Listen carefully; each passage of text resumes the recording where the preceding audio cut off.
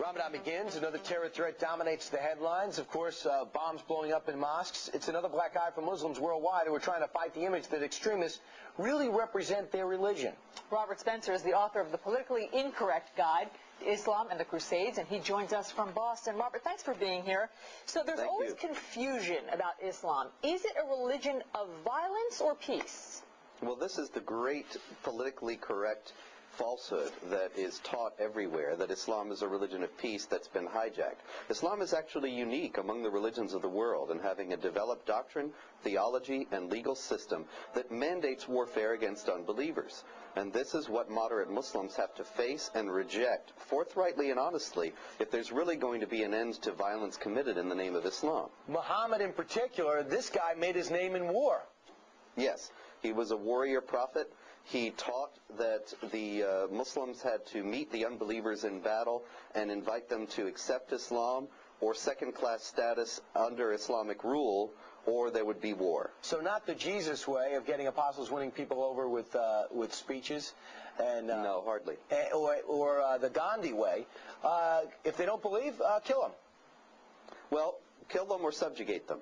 The Quran in chapter 9, verse 29, and Islamic tradition and law allow for Jews and Christians to practice their religion in the Islamic State, the same kind of Islamic State that Osama bin Laden and Zawahiri and Zarqawi want to establish today. They can practice their religions, but under only severely restricted circumstances with all manner of institutionalized discrimination. It's a funny thing that many people point to this as a great sign of tolerance and mutual respect, when actually there's no sense of universal dignity or universal rights in this scheme of things, but only a decidedly second-class status for Christians and Jews. So do you reject the notion that the terrorists are bastardizing Islam? Right, they are not. They are obviously not all Muslims are terrorists, and not all Muslims endorse the terrorist perspective. However, the terrorists are working from a broad tradition within Islam, and the sooner this is recognized by Muslims and non-Muslims, the sooner that both people of goodwill in both camps will be able to find positive ways to deal with it. Well, you point out the history of Muhammad, his biography here, compared to Jesus, not saying who's right or wrong, but just comparing and contrasting.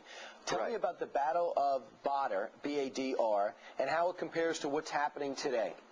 Well, this is a decisive battle in early Islamic tradition. It's a battle in which Muhammad, with a vastly outnumbered force, about 300 of his warriors compared to 1,000 of the pagan force that was fighting him, he prevailed. And this was considered to be a sign that Allah had blessed the Muslims and was going to prosper their cause.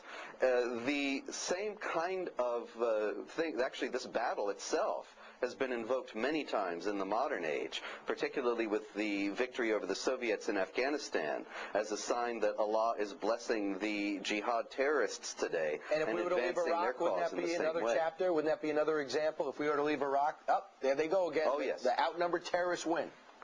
Precisely, yes. And so these kinds of things are precedents. Muhammad's example is a precedent, and he is considered to be the perfect man. So the fact that he did pursue battles, order the assassinations of his enemies, have multiple wives, that kind of thing, it's not just a matter of history. He was a perfectly ordinary 7th century warrior, but his model is considered normative for all times by mainstream Islam, and this is why this kind of violence continues to recur.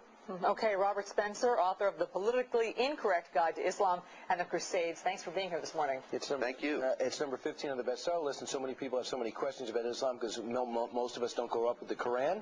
A lot of the answers can be found here, not in opinion, but in text and in quotes.